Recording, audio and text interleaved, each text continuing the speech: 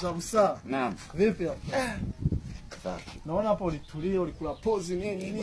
Pause la weekend. Yaani rafiki yangu, yani maisha ni magumu sana kweli. Maisha ni magumu mno. Sasa mzee wangu, unajua mimi akikuona wewe kidogo na kwa na namna gani vipi? Hivi mwanamke na mwanaume nani mkubwa?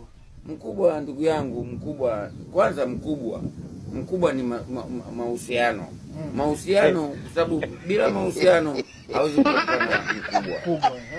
Bila mahusiano hauwezi kupata mkubwa. Kwa sababu kwanza hata mtoto bila mahusiano mtapataje mtoto? Hawezi. Umeona? Kwa hiyo mkubwa mwanamke anaweza kama mkubwa mwanaume. Na kitu kingine mwanangu, naomba kitu kimoja nikushauri. Mwanamke ni mtu ambaye yuko on fire. Yuko moto, on fire sana. Sabia na kupikia chakula na kila kitu.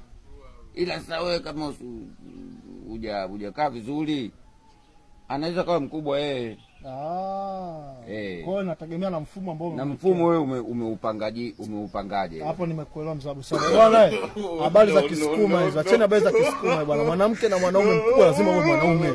Mwanamke atakuwaje mkubwa? Acheni habari za Kisukuma bwana. Naona.